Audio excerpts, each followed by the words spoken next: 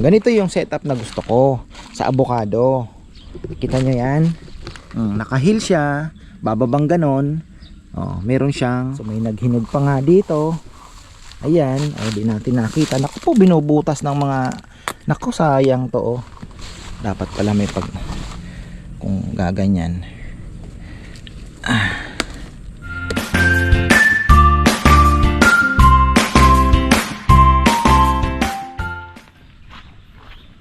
Uy, magandang buhay mga farmer yan.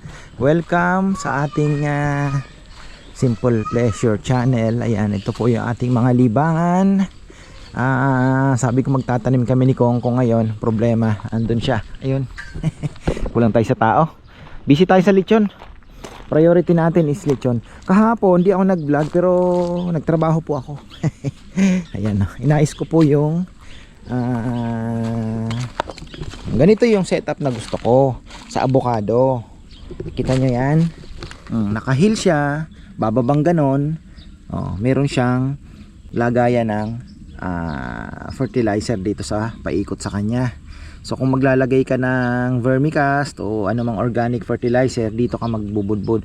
Ako ang ginawa ko, dahil sinusubukan natin yung magic ng charcoal. Ayan, gumawa po ako ng activated charcoal na ipinangdilig natin paikot. Ayan, kita nyo, dinurog po natin. So ito yung mga maswerteng nauna na nakalasap ng activated charcoal natin. Ayan, tingnan natin tong mga bayabas natin. Ito yung guapol, dalawa. Tapos itong tatlo ay Taiwan guava. So makikita po natin sana man magtuloy-tuloy na mabilis lang naman po ang bayabas. Sabi nga nung binilhan natin, ang mabilis lang po. Pati yung Brazilian grapes natin, mabilis lang daw yan. Kaya linagay ko yan dyan. May space naman po kasi yan, parang magsasanga-sanga yan, magiging isang puno niya, parang kawayan, tabi-tabi, parang may mga supang siya. So yan po ang natin, ang yan po na ilagay. Ngayon, sabi ko kay Bebe, biyahe pa tayo, next year na siguro, ilang linggo na lang naman. Kukuha pa po kami kasi kukulangin tayo niyan. Tapos dito lang po ako nagtanim. Ayan, kita nyo naman, mga gilid lang. Tapos yung doon pa, maglalagay din tayo. Nililinis na to, hindi napatay ng ng clear out yung halaman. Inaano na lang ni Kongkong, minamano-mano. So ayun po. Ngayon, puro gilid lang tayo muna. Yung gilid doon. Pero yun doon hindi ko muna lalagyan kasi nga may dadaan pa tayong truck papunta doon dahil magtatambak po tayo sa gilid. Pero lilinisin na din po yan para magkaalaman na.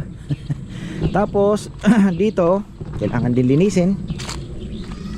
Ayan tingnan nyo yung mga activated charcoal natin. Tingnan natin kasi meron silang hinahalin tulad nila sa, meron pong isang lugar sa Brazil, sa Amazon, yung Terra Pleta ba yun? Basta yun. Napaka fertile pala ng lupa na naandun mga ka-farm. Alam niyo kung saan gawa? Made of kulay itim, charcoal. Tapos ang galing ng mga tao nung unang panahon, thousands of years ago hanggang ngayon po, napaka ng lupa, taba ng lupa. So sabi nga nila for 1,000 years daw. So ayun, malaking tulong. Sana kung magiging effective po ito, tingnan nyo pati yung mga langka, linagyan na rin natin. Ayan maganda nga nito, makabaon-baon ng kaunti. Pero bubudbudan natin ng vermicast yan paikot para, kasi hindi gumaganda yung mga langka na grabe kasi yung lupa natin dito. Tingnan nyo naman tingnan nyo po tingnan nyo walang magiging magandang tingnan nyo, parang bato, di ba? Bato. So paano natin gagamutin tong lupa na to? Ito yung tambak na ipinang tambak dito. Kaya nga pag ako po ay nagpapatanim, malaking hukay. Tapos yung hukay na yon ay yung ano natin, mixture natin. Kahapon nagaganyan ako, sabi niya, ako man, kaya ko yan, kaya ako, sabi niya. Kaya niya daw. Oh, anong gagawin mo? Na? Anong gagawin mo? Bubungkal ka? Kaya mo? Hindi. Kaya mong ganon? Oh, tingnan ko nga. Kaya mo? Oh, oh, sige. Oh, galing. Oh, ganyan lang. Paglaki mo na, no? Ah, magaling palang nene. Oh, oh. Ganyan ginawa ni Papa kagabi, na kahapon? Ha? Ha? Ikaw man marunong? Oh, galing talaga ang baby ko na ito. Oo nga, galing nga, ang galing. Oh, mamaya na lang yan. Huwag ka na, mabigat. No? Anong gagawin mo dyan? Makapaa ka na naman, iniwan mo na naman yung tsinelas mo doon. Tara na! So ayan po yung ating ginagawa. Ngayon, everyday, meron tayong nakukuha na ano ng isda. Ayan mga kapartner, tayo naman ay sa mga mangga natin, naglalagay po tayo ng mga ano ng isda, mga bituka bawat puno.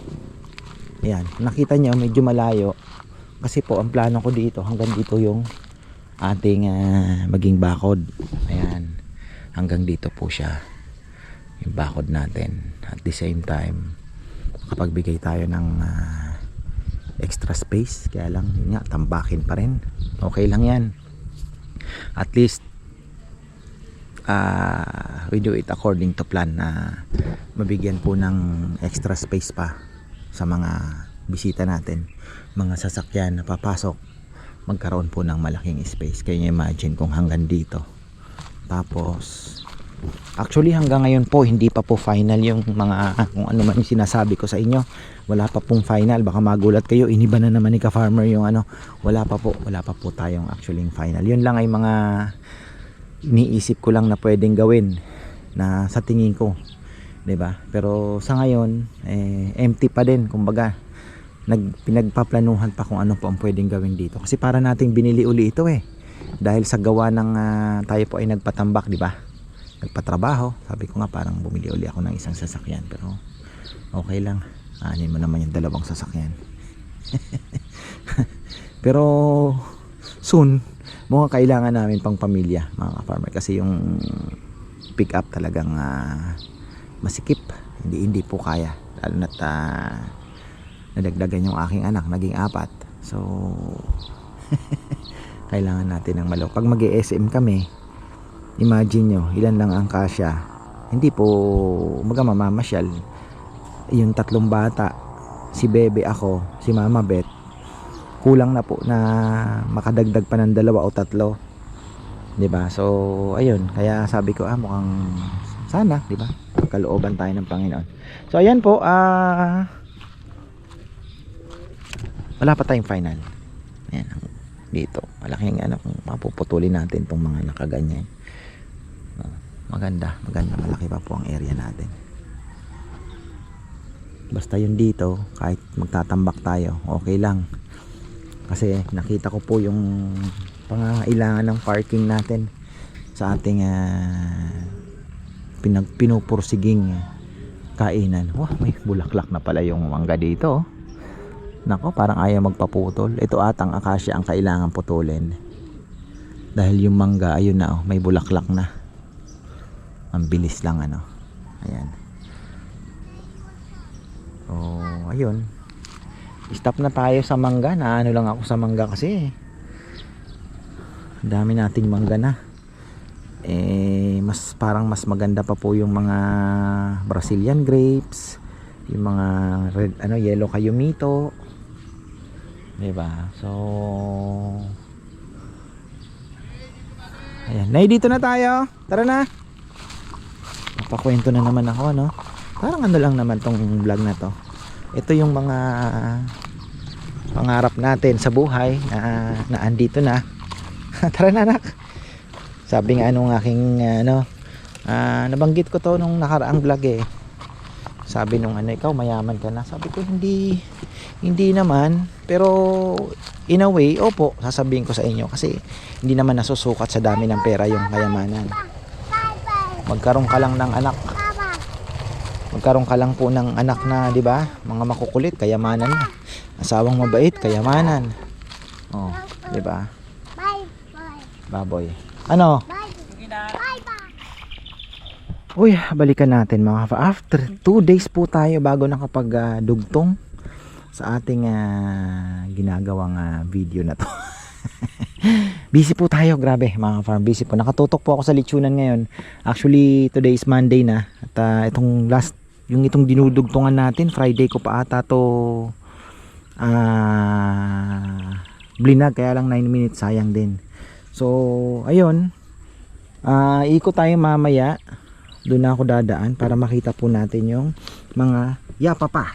Abi ko yung papaya dadaanan. Tapos ayun, tayo po ay nagdilig po nung ito yung activated charcoal natin. Ang kulang na lang, lalagyan ko pa po ng vermicast yan. 'Di ba? Konti. Bubudbura natin ng vermicast. At hopefully, itong ating ayan naglalabas na po ng mga magagandang bagong dahon. Kaya ayan, farm yung avocado naman natin going okay naman tayo. Ayan tingnan mo ayan all goods naman. Mabilis lang po ang bayabas. Ayan, napakabilis lang. At so eto yung inaano ni Kongkong. Wala si Kongkong ngayon at alam niyo naman, day off yun.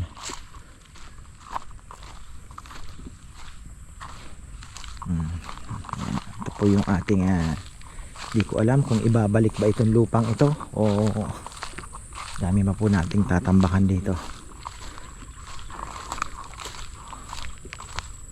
For the meantime, ganyan lang muna yan. Yan, okay tayo.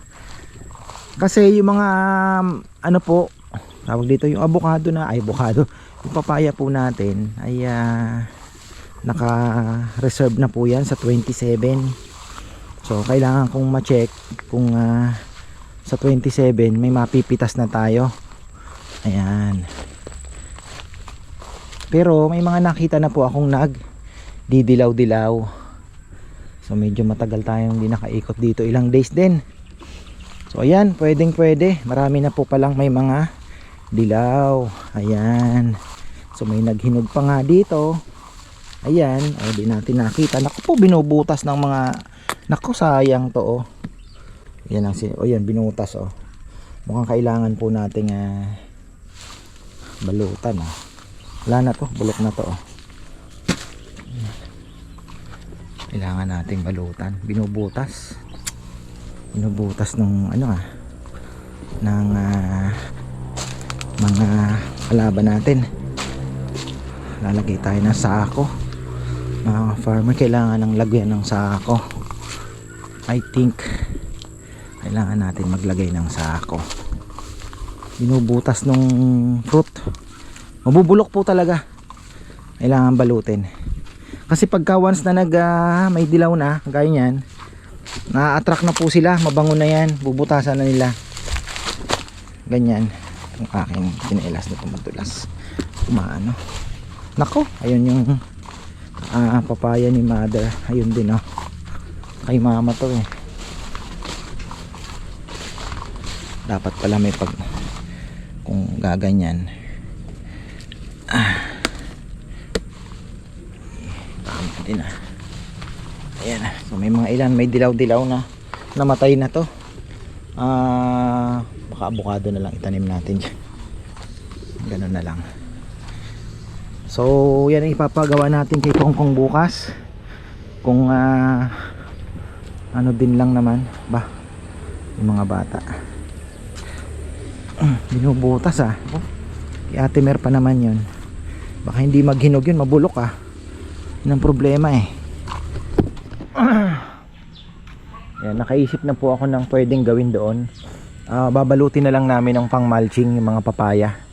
Kasi mukhang mahihirapan po tayong magpahinog dyan ng maayos. marami pong nang bubutas. So ayan, ito pala yung avocado natin. Ayan, meron na ding linagyan ko ng duckweed.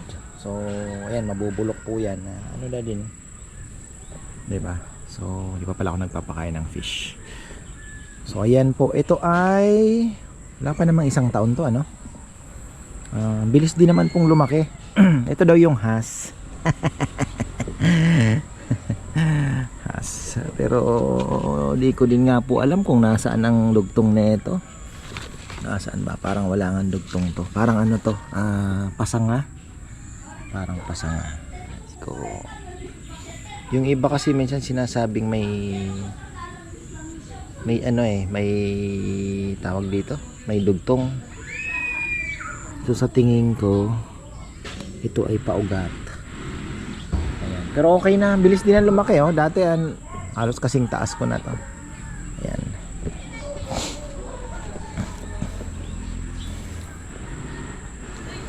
Pakita naman natin yung isa. So ayan, eto na yun, oh, mga ka-farmer. Tingnan nyo. Ating has. So ang nangyayari, pag tumigas na po ito, maglalabas na naman siya ng bagong dahon, tuloy-tuloy. Hindi lang natin alam kung gaano pa katagal, pero may ready na naman pong palabas. Ayan. So yun na nga, kaya ngang lumago ng 1 year, mayabong na po siya. Kaya lang after a year, magpuprune ka. Pipiliin mo na naman yung mga sanga na ititira mo. Parang ganon. So hintayin na muna natin, sundin natin yung parang minsan gusto ko ng banatan, kagaya po nito. Ito, wala na tong sa paloob na to, 'di ba? Hindi to kailangan, pag open canopy ka, wala ito. Kitang-kita mo na agad yung mga tatanggalin mo, Ito, dapat palabas to kapag ganun. Pero papasok siya, tatanggalin mo siya. Ito okay to. Ayan, ito lang naman, tatanggalin mo.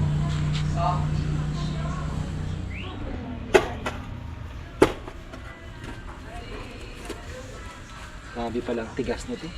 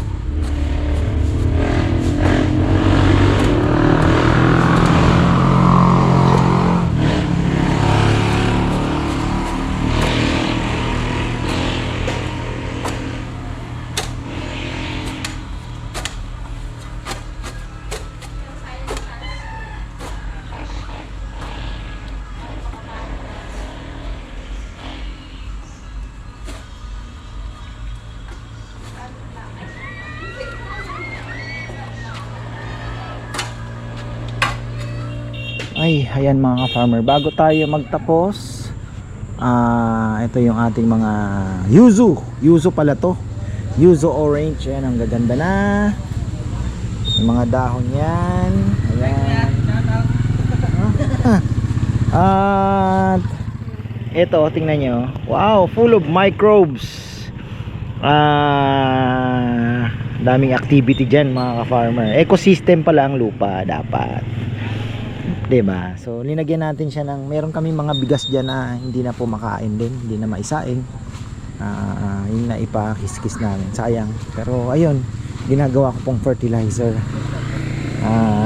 Napakaganda rin pala. So naglagay po ako sa mga avocado. Ayan yung ating avocado. Ito rambutan, linagyan ko din, nagdilig na rin tayo. Mga bata linaro yung pala. So ito rambutan, nilagyan na natin avocado. Tapos yung mga kiat-kiat natin, ayan, nilagyan din po natin ng rice. Pakita ko po sa inyo. Tama ba? Nandito ko ba linagay? Parang where did I put? Ayun, dito. Yan, may mga rice po yan. Ayun oh. Diba? So, tingnan natin. Kasi lumalaki naman na yung bunga niya. Bumibigat. Japanese orange. Napakaasim daw nito. Bakit maasim ang napili ko? Ay nako. So ayan, hanggang dito na lang po muna. Papakain ako ng kalapate. At ayun, maraming salamat at magandang buhay.